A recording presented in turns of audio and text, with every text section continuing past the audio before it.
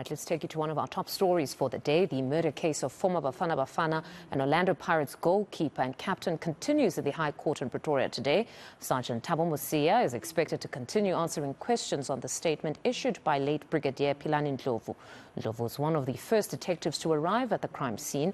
For legal analysis ahead of the court proceedings today, we're now joined by legal expert Mpumelelo Zikalala. Mpumelelo, good morning yet again, and thank you very much for your time. Another interesting day in court yesterday, starting with that withdrawal of the special entry application. But we also heard Judge Maumela acknowledging initially that the discovery process was in fact poorly managed, although he still maintained it was an unwise use of time. What did you make of all of that? I think Advocate Mpumelelo was able to achieve what she wanted. All that she needs to prove is that there's something which is irregular which has taken place, and the utterances by the judge certainly proves it.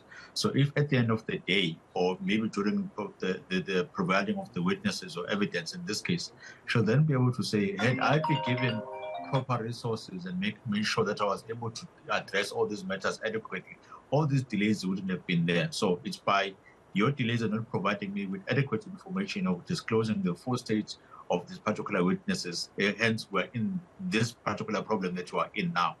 But another thing which is going to do, it then places a very fertile ground on grounds of appeal, or during the 174 application, or at the end of the actual case, of saying, look at the unfairness that has been provided by the state to us.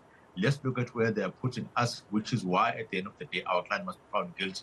The state did not play a fair game, and we're highly prejudiced by the bits and pieces of information that were coming in and out, when we should have, or we ought to be given the whole content of the record at the start of the trial to enable us to prepare adequately.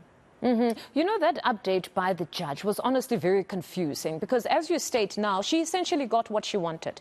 Yesterday, we had analysis ahead of that application, or at least the judgment thereof. Now we hear there's a withdrawal, but those concessions by the judge essentially say, yes, I am noting the unfairness, and in fact, I do concede that the procedure, or it was poorly handled. There was no disclosure at the period where it should have happened. And more damning is the fact that Advocate Defu had the documentation, but there would have been an ethical obligation then that if Advocate Defu has gone to great lengths to get this information, surely the other, at least advocate in this instance, should have been given the same courtesy that the documents are now here. We've had one advocate fighting to get them. Let's share with the other. In fact, what you usually do to cover those particular instances before the start of the trial, the state would then stand up and say, we want to confirm with my fellow colleagues whether they've received all the information and all the statements which would enable them to plead in this particular matter and be able to take this matter to trial. If there's confirmation from the legal rep, it's conclusive enough to then say, you can't come back at a later stage and say there's certain information that you did not receive. So from the state side, the level of preparedness even must cater for these type of instances at the end of the day, in terms of saying, make sure that you are able to cover all the loopholes that may be able to appear once this particular trial is started, to prevent this type of thing from happening again. When the next witness goes into the witness box, the state must then start and say, we want to disclose and alert or acknowledge that we have given all the statements that are available both on docket 1 and docket 2, if there is another statement that is there, to the defense. The defense has got adequate time in order to look at it.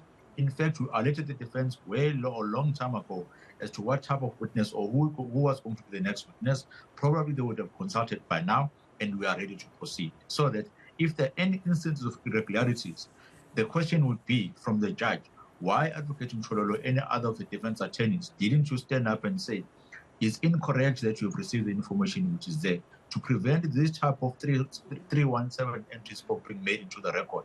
It does tend to put the matter into jeopardy if there are going to be a high number of these particular irregularities or illegalities being inserted there or being highlighted, because it simply says, on the ground of fairness, on protection of Section 35 of the Section 35 rights, the state has not done its case, and the court has not done its role of protecting those particular rights.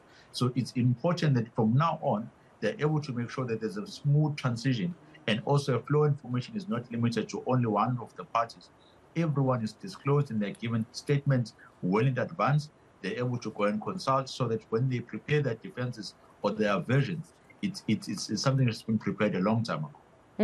Then to the application to admit hearsay evidence. Some say she argued brilliantly and even raised that particular point of the commissioner possibly being called in to verify the contents of that affidavit, while others say, in fact, the state prosecutor raised a very important point around the fact that this gentleman, Mr. Ndlovu, was now late, and as the author, he needed to confirm the affidavit, including the contents thereof. What did you make of that whole argument?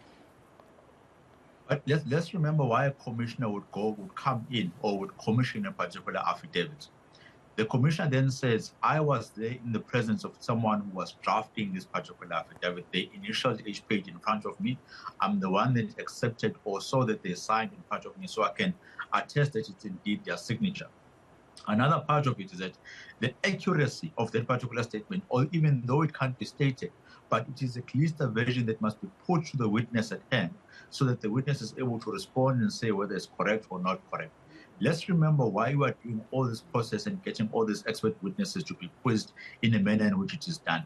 A person comes into the witness box and says, I'm an expert in this particular field. I've been trained, I have the relevant experience and the relevant qualification, meaning that all the evidence in which I'm going to gather is going to be in line with the methodology which is accepted or widely accepted internationally or even in South Africa alone. So if there are any instances of the probability of the sequence of events being incorrect, the probability of the relevance of the information that you've collected being irrelevant, is going to go directly to your character or your professionalism as that particular expert witness. Let's remember what the defense is trying to do. They are poking holes at the evidence which is being provided by the state, and they are saying the probabilities of other alternatives being there are high.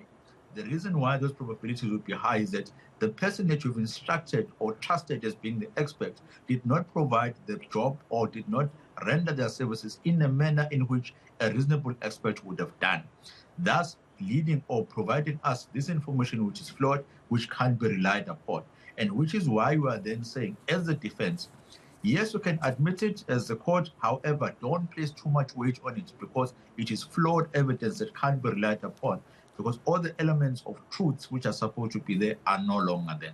So which is why you'd find Advocate Mpumelelo finding all sorts of instances and statements which are going to have to prove that a reasonable expert witness in the shoes of Mr. Musia would not have conducted their collection of the evidence in that particular manner, would not have drafted certain affidavits or statements which are going to be in conflict with each other.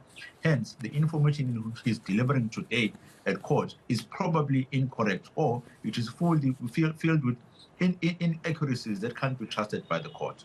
Mr. Zikalala, thank you very much for your time as always. That's Mpumelelo Zikalala from Zikalala Attorneys.